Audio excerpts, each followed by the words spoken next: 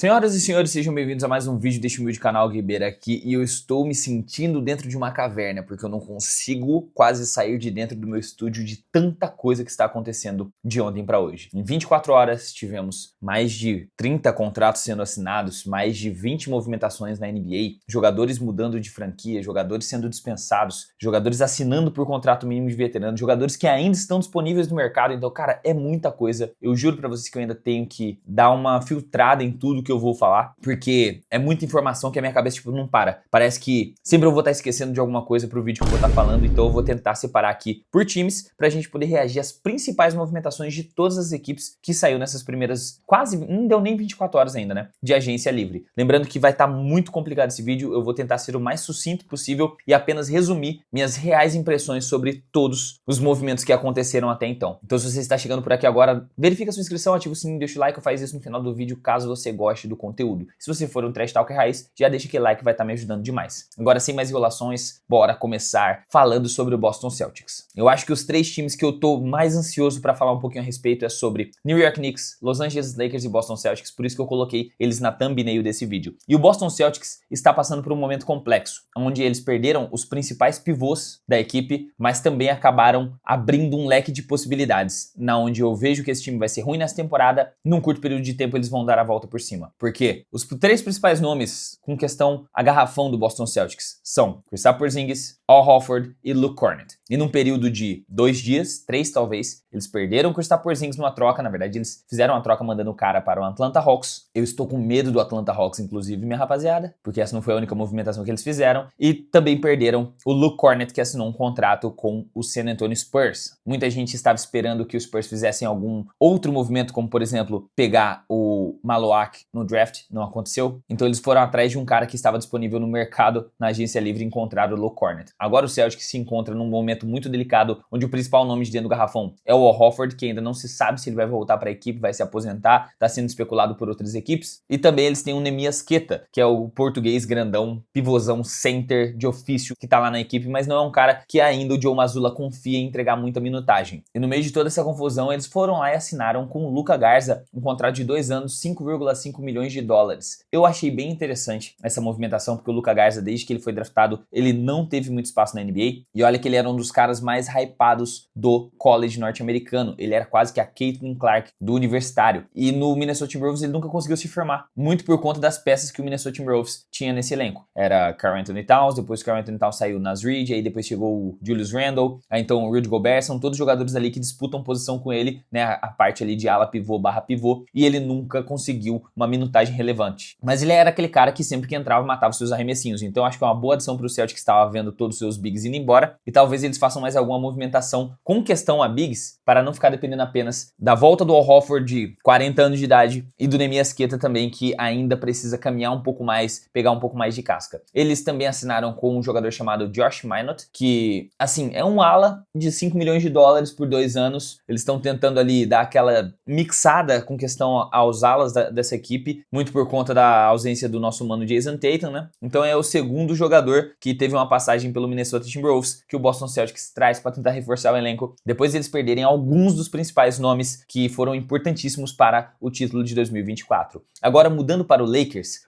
está numa situação bem delicada, que perdeu o Dorian Finney-Smith, que assinou com o Houston Rockets, perdeu a chance de adquirir durante a agência livre muitos jogadores relevantes, como o pivôzão veterano Brook Lopes, não assinou. Miles Turner, que para mim era um dos nomes mais interessantes para poder o Lakers assinar, também não assinou, foi pro Milwaukee Bucks. Já fiz um vídeo completo a respeito, vou deixar no card aqui de cima. Se eu esquecer de deixar no card aqui de cima, eu vou deixar no final desse vídeo. Perdeu a oportunidade agora do Luke Kornet, perdeu até mesmo o Clint Capella e também perdeu agora o Jonas Valanciunas, que assinou com o Denver Nuggets. Então eu já dei um pouco dos spoilers que eu ainda vou comentar nesse vídeo sobre as trocas que aconteceram, mas o Lakers está dormindo no ponto. Eles não vão conseguir um resultado satisfatório no final dessa temporada, com o LeBron James de 41 anos ganhando 53 milhões de dólares. Luka Doncic, que vai ser o ball handler principal, com bastante rumor ali do Austin Reeves sair ou não sair da equipe, vai ter um conflitinho interno legal, mas pelo menos um movimento muito inteligente eles fizeram, que foi adquirir Jake LaRavia, o Silencer. o assassino silencioso do Memphis Grizzlies. Esse moleque, eu não sei se vocês conseguem entender a magnitude desse reforço. Ele chegou no Lakers por 6 milhões de dólares. Ele assinou um contrato de 2 anos. E é um cara de 7 pontos, 3 rebotes, 3 assistências, 43% de arremesso para 3 pontos com uma defesa sólida. Um cara alto, eu não me lembro muito bem a altura dele, vou ter que confirmar aqui para vocês. Ele tem 2,3 metros de altura, joga de ala, joga de power forward, espaça a quadra, não precisa ficar com muito tempo a bola na mão para poder ser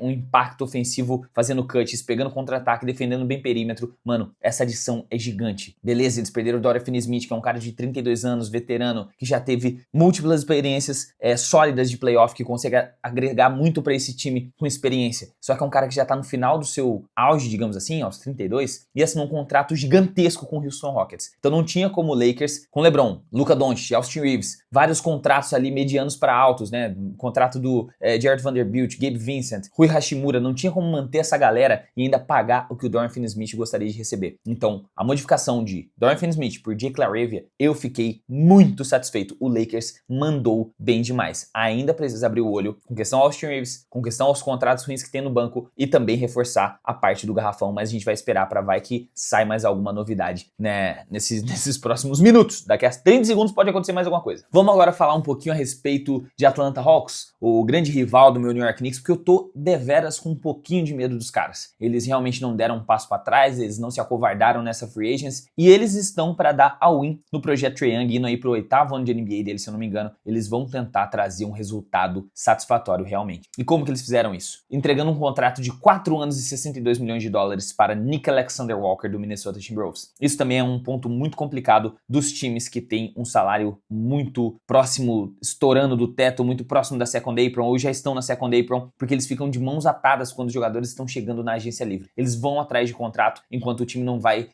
ter possibilidade de reassinar com o cara. E por isso que eu tenho mais medo, inclusive, só fazer um adendo, do Oklahoma City Thunder, que eles são a 4ª menor folha salarial da NBA, né, nessa temporada que eles foram campeões. Então dá pra manter todo mundo no elenco ainda por mais uns 3 ou 4 anos. Agora voltando para o Nick Alexander-Walker. Um dos jogadores mais consistentes do Wolves, sem sombra de dúvidas, durante os playoffs. Manteve um aproveitamento muito bom, arremessando muito bem para 3, um excelente defensor. E esse time do Atlanta Hawks agora defensivamente vai ficar um juggernaut. Porque agora eles vão tentar de fato esconder o Trae Young o máximo possível. Trae, Nick Alexander-Walker, Dyson Daniels, Jalen Johnson e também Kristaps Porzingis. Olha esse lineup titular, tá muito interessante. Eles fizeram outro movimento para melhorar a questão de arremesso para 3 pontos vindo do banco, trazendo Luke Kennard lá do time do Memphis Grizzlies. Então o time do Memphis tá tentando segurar as pontas de se reforçar de um lado, mas tá perdendo jogador do outro também. Perdeu um arremessador de mais de 40%. Enquanto isso, o Atlanta Hawks se reforçou com mais um jogador muito interessante. Mas também não foram apenas flores para o time de Atlanta, o time da Águia. Eles perderam Clint Capela, perderam um pivô que vinha da segunda unidade, que traria um pouco mais de estabilidade ali, caso o Porzingis lesionasse, que ele vai se lesionar em algum momento. E também perderam Caris LeVert, que é um outro jogador muito bom na ala, mas só que, na minha opinião, o Nick Alexander-Walker acaba sendo um nome bem mais impactante do que o Caris LeVert. Ainda a respeito do Atlanta Hawks, eu acredito que esse seja o melhor elenco que eles já tiveram nessa década. Na verdade, nesse período todo de Trae Young. Esse é o melhor elenco que eles já tiveram. Ainda tem o Zachary Versace, que eu esqueci de citar. Então, se por um acaso esse time do Hawks acabar num top 4 do leste, eu não me surpreenderia essa temporada. Eu acho que quanto mais eu olho pro elenco, mais eu me convenço de que o Atlanta Hawks vai dar um trabalho legal na Conferência Leste. Agora vamos falar do time que perdeu um dos jogadores para o Atlanta Hawks, né? Vamos falar do Memphis Grizzlies. Memphis Grizzlies realmente tem agora um negocinho ali acontecendo que eu não tô muito entendendo legal. Porque eles mantiveram o Ja Morant, né? Até agora não saiu nenhum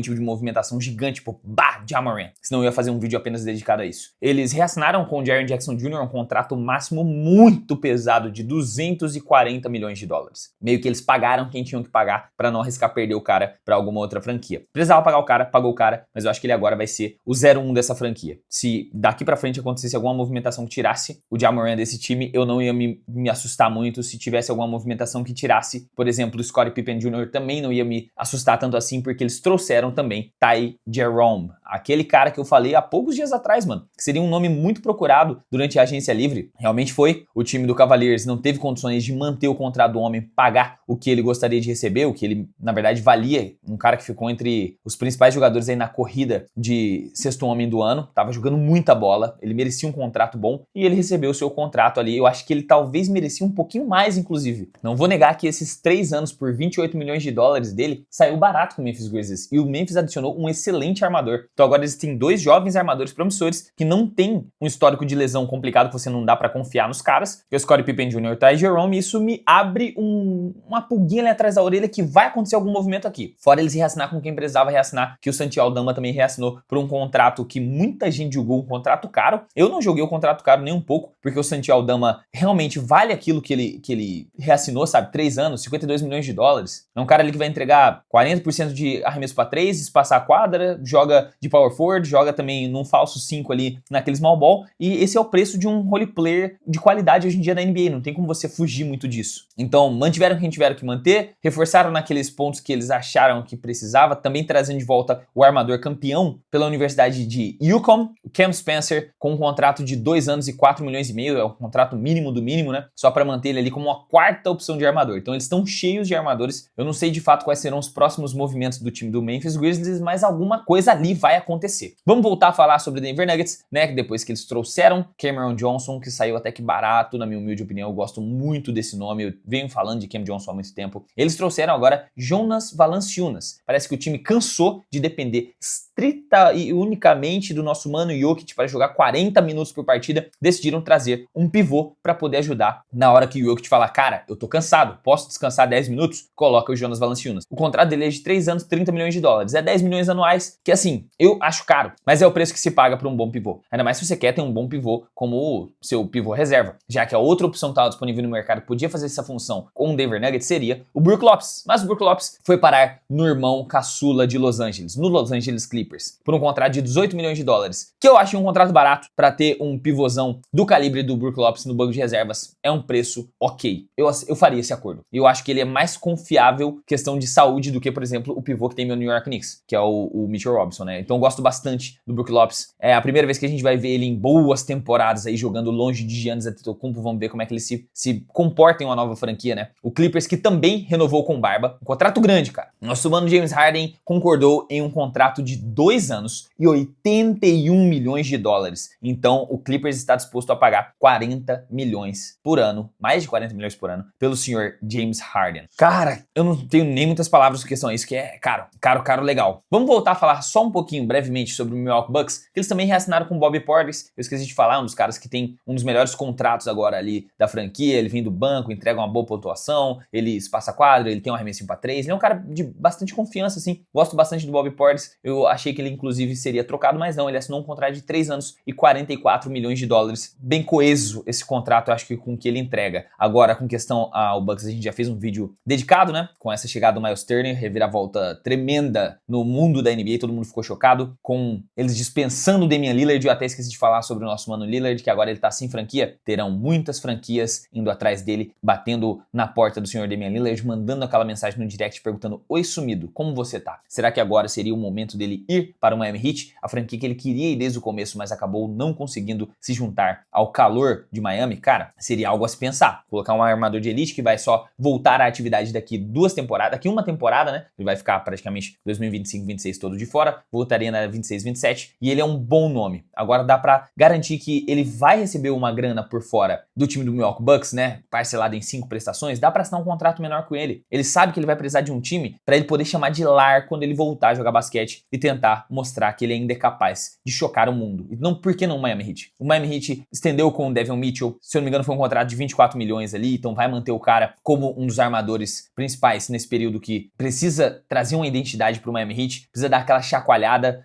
mesmo mantendo o Ben Adebayo, mesmo mantendo o Tyler Hero, precisa de um cara ali na 1. E eu gostaria muito de ver, assim, um breaking news. Damian Lillard fecha um contrato com o Miami Heat de, sei lá, 3 anos, 65 milhões de dólares, sabe? Pra um cara lesionado que vai ficar recebendo sem jogar durante uma temporada, eu acho que seria um justo. 60, 70 milhões de dólares por 3 temporadas. Agora vamos para o inevitável falar do meu New York Knicks. Primeiro, ontem eu fiquei com muita raiva. Eu xinguei muito, tá ligado? Mentalmente, eu fiquei bolado, assim, irado quando eu vi que Jordan Clarkson seria o nosso reforço. Aí depois que a poeira foi abaixando, eu fui pensando melhor, eu falei, até que o Jordan Clarkson não é essa parada toda de ruim, não. O cara entrega 16 pontos, 3 assistências, 3 rebotes, 36% para 3, né? Acaba sendo aquele peladeiro de grife na NBA, que já ganhou um prêmio de sexto homem do ano lá em 2021, mas ele tem os seus altos e baixos, né? O que mais me pega no Jordan Clarkson é que ele tem 45 poses armadas, enquanto nenhuma treta realmente rolou. Mas eu acho que é um nome interessante pra gente ter uma segunda opção de pontuação vindo do banco de reservas. Então o Knicks precisava de algo assim, confiar ali num Landry Shamet, confiar ali num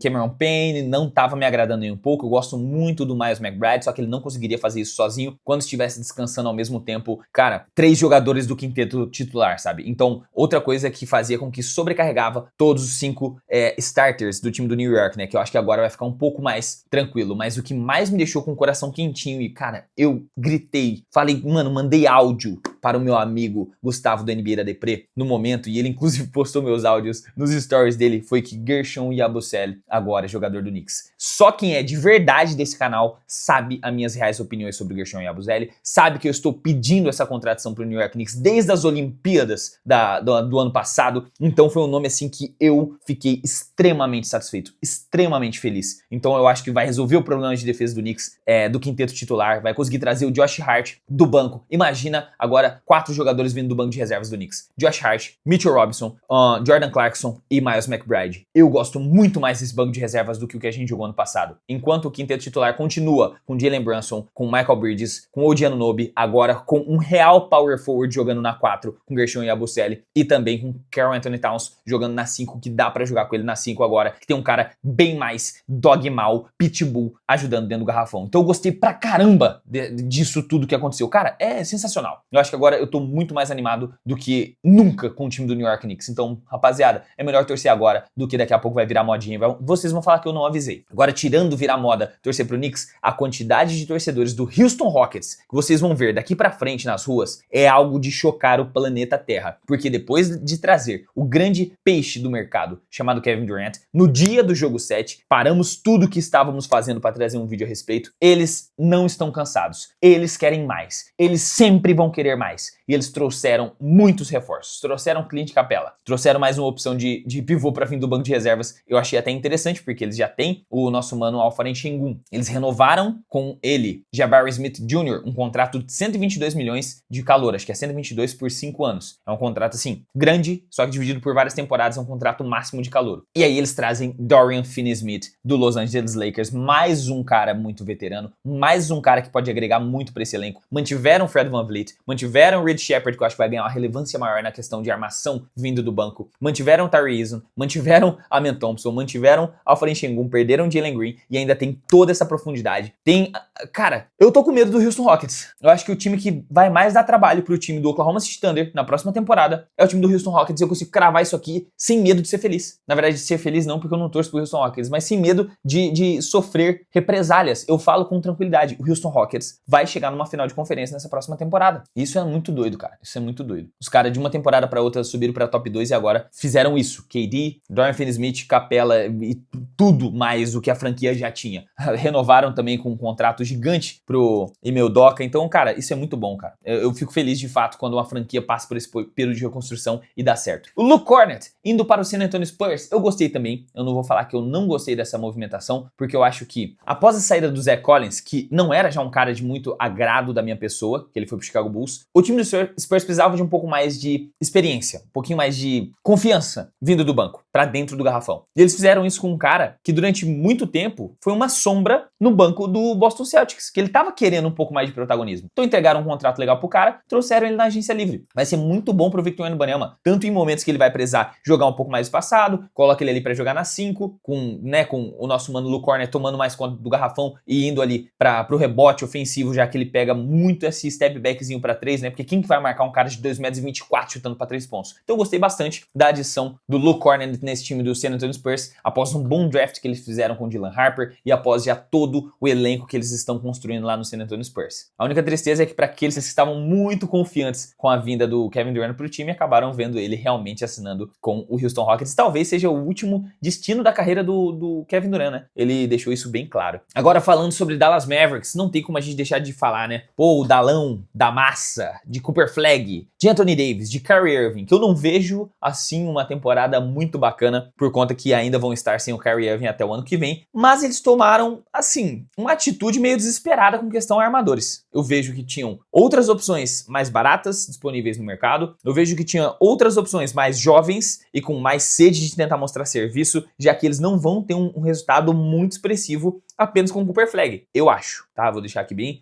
eu acho grandão. E eles pegaram e trouxeram o DeAngelo Russell para um contrato de 13 milhões de dólares e 2 temporadas. Eu achei também estranho o DeAngelo Russell ter assinado um contrato baixo assim, porque se ele ficasse no Brooklyn Nets, eu acredito que ele conseguiria um contrato melhor para a carreira dele, ele já tem um carinho, uma história, um certo nome construído na franquia do Brooklyn, ele assinou 2 anos, 3 milhões de dólares. Eu fiquei meio assim, tipo, pá, por quê? Realmente que eu não gostei muito dessa troca não. E assim, de mais relevante que a gente tem para falar do time do Dallas Mavericks é isso, agora vamos pular para New Orleans. O New Orleans é outro time que não sabe o que tá fazendo, na minha humilde concepção. Porque eles fizeram um draft até que ok, não vou reclamar deles ter reforçado ali a parte da armação. Só que o time do New Orleans, ao mesmo tempo que tem alguns jogadores veteranos, eles têm muitos jogadores jovens que precisam desenvolver, precisam de experiência. E tem outros jogadores que já estão ali entre veterano e jovem, né? Eles estão ali terceira pra quarta, pra quinta temporada, né? Surgindo como nomes de impacto na franquia, que também vão buscar um pouco mais de relevância na franquia. Tipo, vão buscar um pouquinho mais de protagonismo, um pouquinho mais de pontuação, tentar uns 2, 3 arremessos a mais por partida, umas 2 ou 3 finalizações a mais. E eles pegam e trazem um jogador que vai tentar concentrar um pouco mais a armação na mão dele, que é o Jordan Poole. Até aí eu fiquei meio pá, beleza, trocaram um cara bem mais veterano e que tinha um background muito maior para poder comandar um time e trouxeram o Jordan Poole. Tá,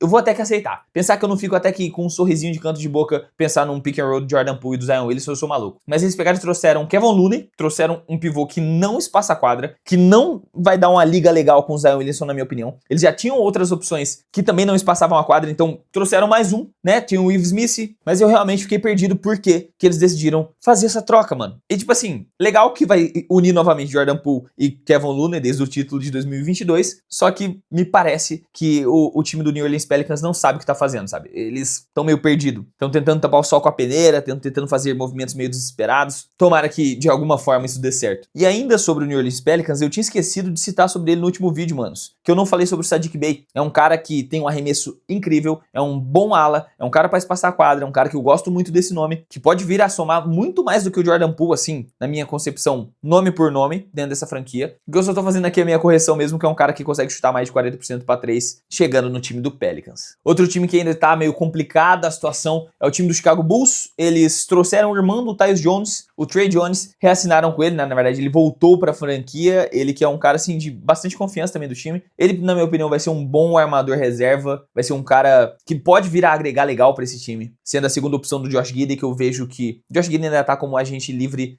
como free agent restrito, então ele ainda pode dar aquela explorada no mercado, mas se o Chicago Bulls igualar a oferta, ele tem que ficar na equipe, e eu não vejo que ele vai a nenhum lugar. E o Bulls agora também vai ter o Isaac Okoro, né? Isaac Okoro, pra dar uma modificada nesse elenco. Então, eu também não tenho nada a não acrescentar de fato. E o que me deixa mais bolado no Chicago Bulls é que de todas as movimentações que eles fizeram, dos principais nomes do time, daquela época áurea, digamos assim, de 2021, que eles mostraram que eles, a gente consegue flertar com o seu primeiro do leste. Aí caíram depois das lesões do Lonzo Ball, é que nem da troca do Lonzo, nem da troca do Caruso, nem da troca do Zach LaVine, nem da troca do DeMar DeRozan, eles não conseguiram first round picks. Eles fizeram a troca dos 4 principais nomes, 4 dos principais nomes, porque ainda falta o Nikola Vucevic, né? Mas 4 dos principais nomes sem receber uma mísera pick de draft de volta. Então, eu gosto deles estarem mexendo um pouco no elenco, sem mexer muito, sem arriscar muito, mas ainda acho que os nomes que eles mais deveriam se preocupar em tirar desse time para poder dar mais espaço para a molecada jovem é o Patrick Williams, ganhar muita grana para entregar muito pouco e fazer melhores negociações para poder receber escolhas de draft. Já que eu falei do Trey Jones, eu tenho que falar do irmão dele, o Tyus Jones, que eu vejo um movimento muito inteligente do Orlando Magic. O Orlando Magic é sagaz. Eles precisavam de arremessador? Toma, pagaram caro,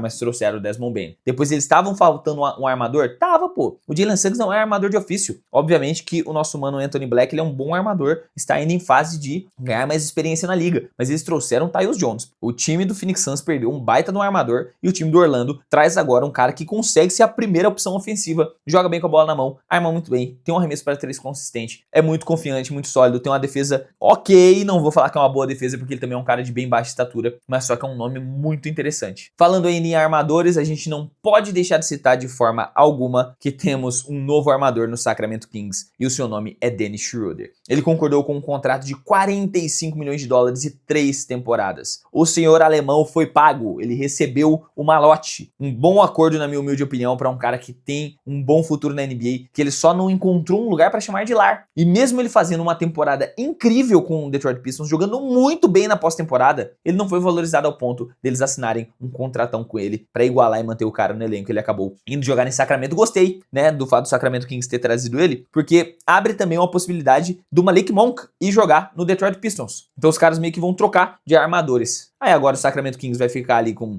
Keon Ellis, com Dennis Schroeder, vai jogar com Zach LaVine, com DeRozan e Sabonis. Essa agora é a configuração dos Reis de Sacramento. E agora eu gostaria de comentar brevemente também com vocês, já que eu tô falando assim basicamente sobre todos os times que estão vindo na telha, é que os caras de Utah, né, acabaram se lascando com questão a negociações. Acho que pela primeira vez na minha vida eu vou falar isso, mas o Danny Ainge negociou mal. O cara acabou perdendo para o Charlotte Hornets com questão a negociação, cara. Não parece loucura um cara que nunca perde troca perder? Mas antes de eu comentar o porquê que ele perdeu, vamos falar dos nomes que chegaram, né? O agente livre Mason Plumlee concordou em um contrato de 1 ano, 3,6 milhões de dólares. Eles realmente estavam desesperados na questão de pivôs, depois deles perderem o nosso querido Mark Williams para o time do Phoenix Suns. O time do Phoenix Suns também adicionou um armador que foi Champion and MVP da Euroleague, que foi o Nigel Hayes-Davis. Ele foi campeão de 2025 com o Fenerbahçe. Eu acho que eu falei certo o nome do time. Não me julguem aqui nos comentários, não acompanho muito. Eu acho que ele deve ter feito uma boa temporada para ser campeão e MVP. Então depois da saída do Tyus Jones, eles ainda conseguiram trazer mais um armador para o time. Mas a questão é que, voltando ao time do Jazz, além de eles perderem um nome interessante do banco de reservas, que já ganhou o 6º homem do ano por lá, a troco de nada, que foi,